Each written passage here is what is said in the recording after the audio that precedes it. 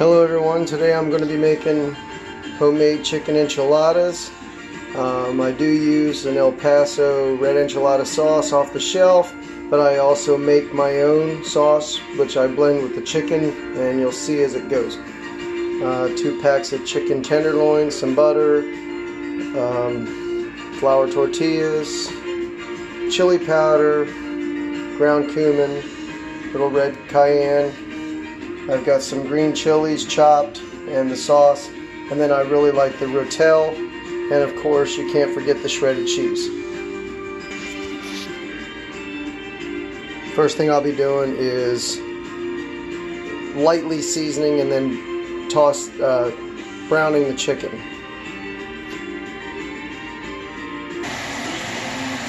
Here in a skillet on medium-high, I am just bringing some chicken tenderloin slices up to fully cooked. I'm not out to sear them or anything of that sort. I just want good, completely cooked chicken. So we'll be back. At this point, while the chicken is being fully cooked, I'm going to take my 9x13 glass dish. I'm going to butter it up a little bit so the tortillas don't stick when they're laid down in there, and I'm going to bring the oven to 375 preheat for the medium rack. Here's my chicken after the first flip. This is about 5 minutes in, and like I said, you don't want to over sear or score it or make it anything firm. You're not going for a crust. You just want to bring your chicken totally up, complete cooked all the way through, but tender, because it's still going to go in the oven.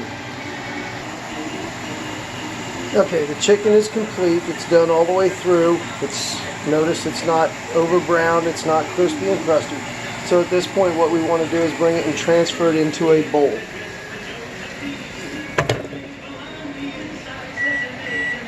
Now I have a little bit more to do, so I'm going to put the second batch in real quick. Stay tuned. Okay, all of the chicken is done. Next thing I'm going to do is I'm going to get out my regular beater on the low setting, and I'm just going to start going through the chicken, and this is going to shred this chicken up really nice. I'm going to have to stop for a minute until this is done.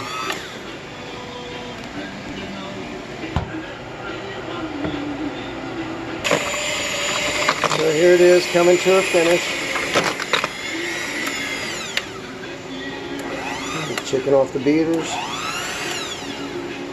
Alright, so there it is, all the chicken shredded, ready to be put into the sauce.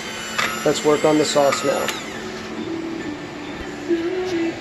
Okay, we're back. With the pan reduced to medium heat, our sauce is going to consist of 1/4 cup of water, 3/4 stick of regular salted butter, a combination of 4 tablespoons of chili powder, a 1.5 tablespoons to 2 tablespoons of ground cumin, and about a 1/2 to 3/4 teaspoon of cayenne pepper.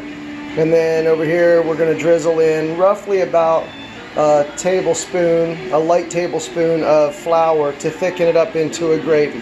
So let's begin. First thing we're going to do is pour in our water.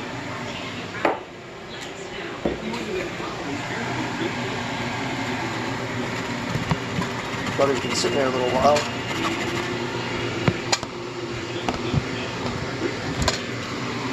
Get our butter in. And then we want to get our seasoning in.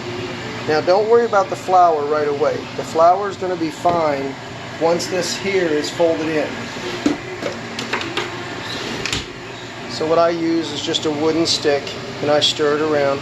And then once this is all melted down and starts to become, I'm going to say, thin consistency, this is where you want to put the flour in, and you want to tap it around so it doesn't clump, but you want your flour to really become your thickening agent and make a nice dark enchilada sauce. It's very good. Alright, see you in a minute. Alright, I just got everything melted down. and I just whisked in my light tablespoon of regular all-purpose flour, and as you can see, it's really come to a bit thicker, a nice gravy consistency. So at this point, we're going to shake that off, and we're going to get ready to bring our chicken over and fold it all together. Alright, now I have a good fold going. So this is where I want to now add my green chilies. So I'm going to just put some green chilies in there and then continue stirring.